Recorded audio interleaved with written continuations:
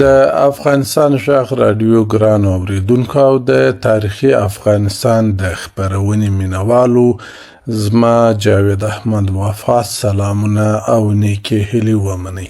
ګران اوریدونکو نننۍ خبرونه مو د زردشت کورنۍ او د زردشتي دین عبادت ځایونو ته ځانګړې کړې او په دې اړه مو د هیواد له نامتو لیکوال او څېړونکي ډاکټر څېړنوال عبدالغفور لیوال سره چې اوس په فرانسه کې میشت دی خبرې کړې دي.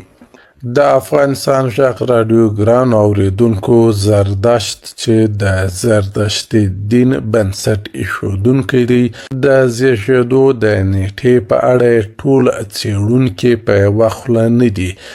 بیلابیل څېړونکي په خپلو څېړنو او اثارو کې د زیږېدو نیټې مختلفې یادې کړې دي.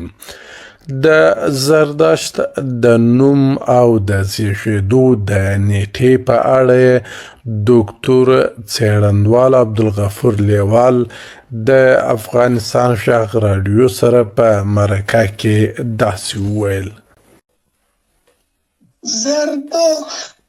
زردشت، زرتشتر، زرتشترا،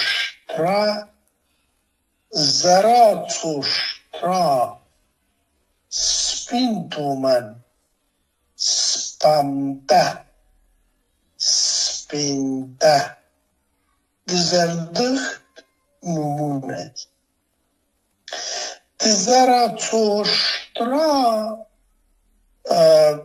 دغه شکل نوم په اوستایي متونو کې ډېر راغلی چې بیلابیلې معناوې ترې اخیستل شوي. تر ټولو تحت اللفظي معنا یې د زیړ اوښ خاوند یا د زاړه اوښ خاوند. زرتشترا، زرد د زیړ په معنا، شترا د شتر، د زیړ اوښ خاوند. د غنیمت شوي اوښانو ورخپلوونکی هم تفسیر شوی. د زرین ستوري معنا هم ترې اخیستل شوې او داسې نور. خو د هغه بل نوم یا لقب سپین تومن دی چې هماغه د سپین توکم یعنې پاک نژاد خاوند معنا لري. پور داود یې د زېږده کال 1080 مخزېږدی بولي. استاد کوهزاد د یو یوناني مورخ خزانتوس له نقله د زردشت یادونه را اخیست. مورخین وایي چې یونانیانو له هغې جملې افلاطون زردشت پیژانده او درناوی یې کاوه. د یونانیانو د ادعا له مخې خو د زردشت د ژوند زمانه ان تر میلاد 6000 کاله پخوا ته رسیږي چې دومره لرغونتوب هم یو څه افسانوي برېښي. په هر صورت یونانیانو د یادښتونو له مخې هم د زردشت شتون لږ تر لږه تر میلاد 1000 کاله پخوا زمانې ته رسیږي او هم د دغه دورې د راپیل تاریخ همدا څرګندوي. لکه څرنګه چې مو مخکې وویله زردشت د افغانستان په لرغوني پلازمینې بلخ کې زیږېدلی لوی سوی او د زردشت دین بنسټ ایښی دی، خو ځینې څېړونکي د زردشت د زیږېدو د ځای په اړه مختلفې نظریې لري. یوه ډله مورخین د زردشت د زیږېدو ځای د اوسني ایران لویدیځې سیمې بولي. دوی په دې عقیده دي چې زردشت له 2500 کیلومتره څخه ډیر مزل وکړ او د بلخ واکمن گشتاسب ته ځان ورسوي او هغه ته خپل دین او فکر بیان کړ. ځینې نور مورخین زردشت آذربایجاني ګڼي. د خپلې ادعا د ثبوت لپاره د آذربایجان لوی اورتون یا آتشکده دلیل راوړي، خو ښاغلی لیوال وایي د هغه کورنۍ د بلخ شاهي سلسلې ته رسېدلې ده، چې دا یو بل دلیل دی چې زردشت بلخي ریشي ګڼلی شو د هغه روایت پر خلاف چې دی د آذربایجان ګڼلی دی. زردشت اویا او په بل روایت اویا کلن و چې د بلخ یا باختر د مزدک په زینو کې ووژل شو.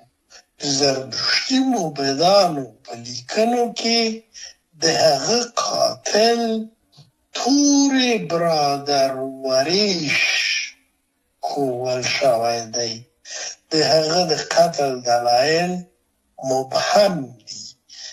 ځینو یې قتل په توراني مخالفینو ور اړولی دی.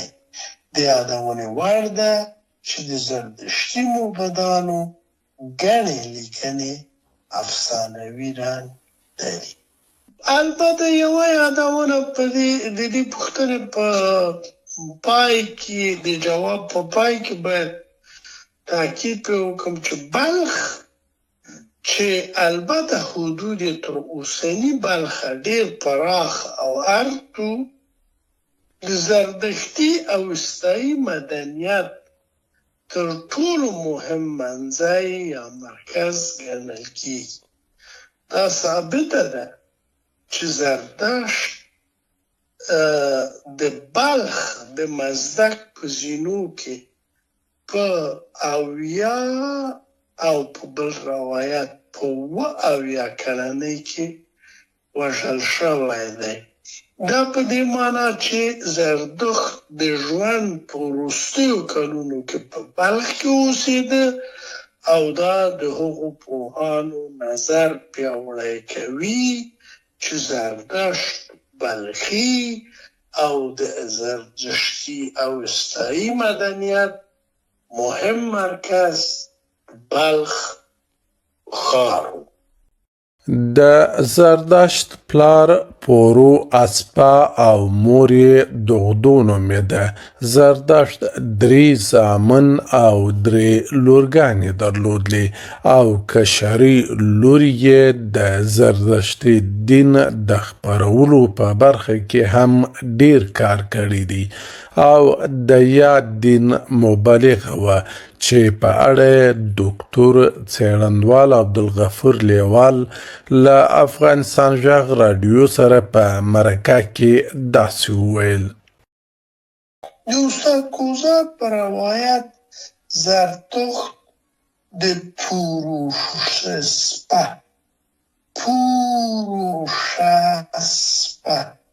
زوی او د پتیرسپه لمسی دی چې پخت یې د بلخ د اسپګانو پیشدادي کورنۍ ته رسیږي. د مور نوم یې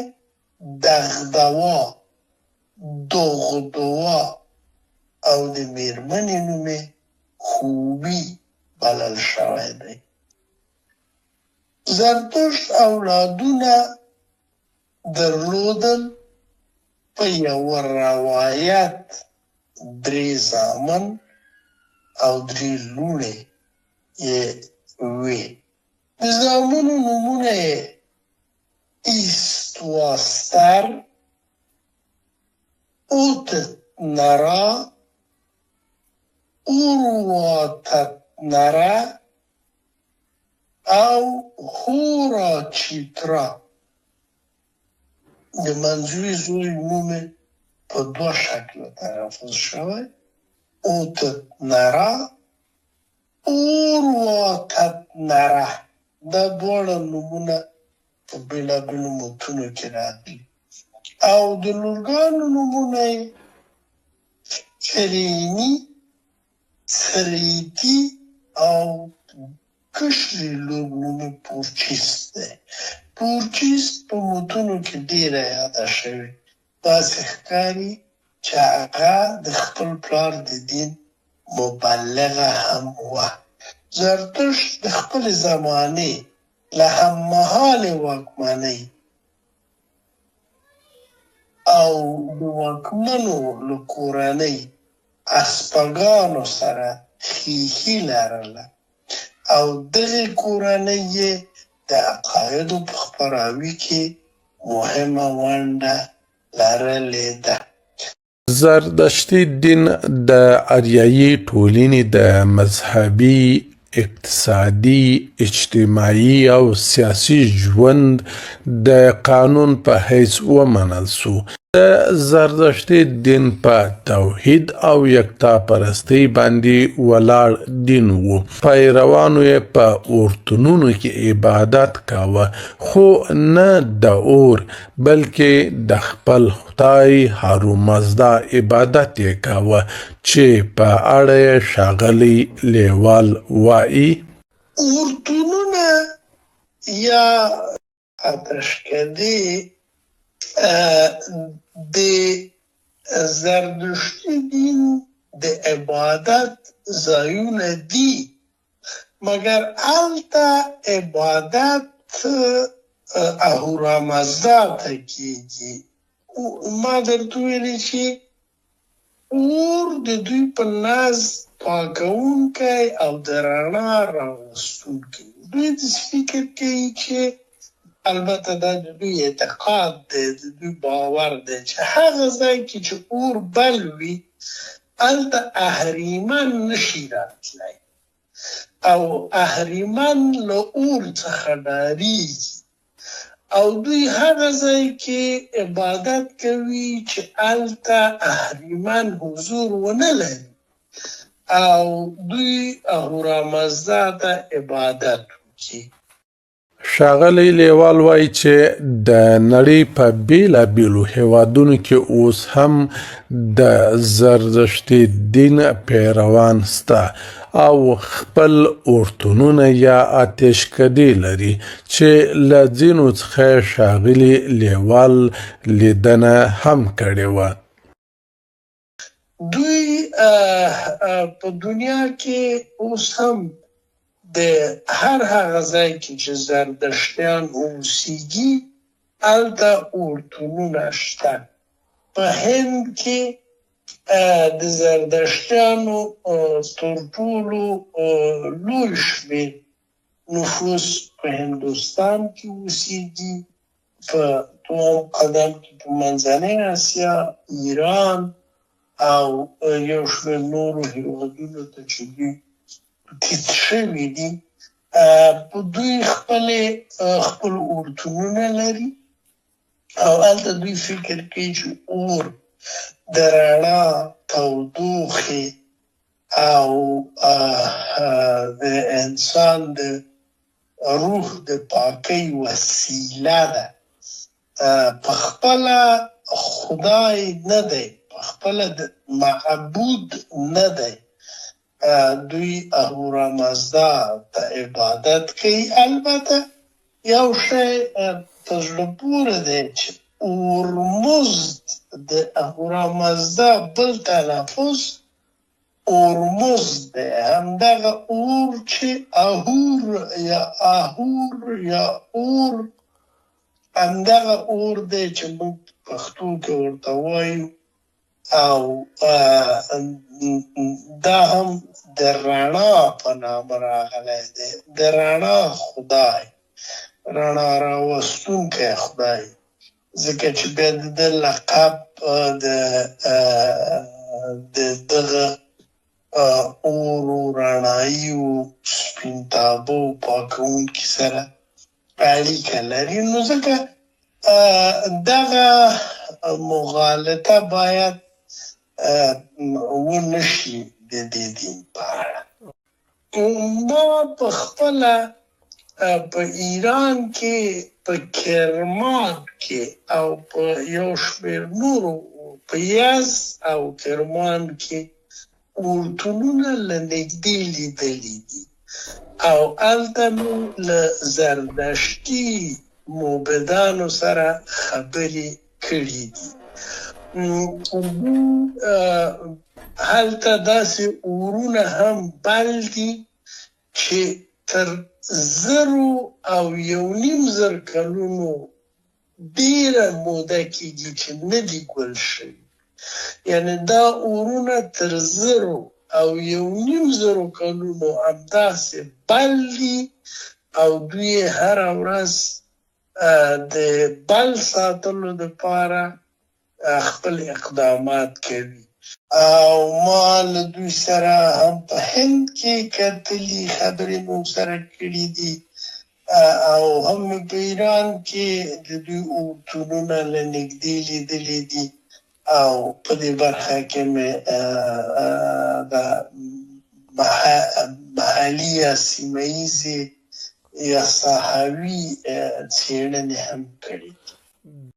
زردشت د لرغوني افغانستان له نامدارو او مشهورو اشخاصو څخه یو دی. نوموړي په خپل وخت کې له تورې او ځواک پرته د یوې واحدې ټولنې رامنځته کېدا او سولې ثبات ډیر کار وکړ. دا ځکه چې نوموړي د یو لوی مسلح انسان په حیث انسان او انسانیت ته کار کاوه. د پلان او فکر په یوې جغرافیه پورې محدود نه و. زردشت اریایي ټولنه له وینې تویېدا او جګړو پرته سره راغونډه او منسجمه کړه. زردشت د یو لوی مفکر په حیث د ټولنې په ټولو اساسي برخو ژور سوچ او غور وکړ. د دې سوچ او غور په بنا یې له ټولنیزې برخې نیولې تر فرهنګي برخې د ټولنې ټولو برخو ته یو معقول او منصفانه پلان جوړ کړ. د فرمول د ستونزو په حل کې تر ډیره بریالی او نومیالی و. د افغانستان غږ راډیو ډیرو درنو او قدرمنو اوریدونکو او د تاریخي افغانستان د خپرونې مینوالو، زموږ نننۍ خپرونه پر همدې ځای پای ته رسیږي. تر راتلونکې خپرونې پورې چې بیا ستاسو په خدمت کې حاضریږو، ما جاوید احمد وفا ته اجازه راکړئ. د خدای په امان، ښه وخت.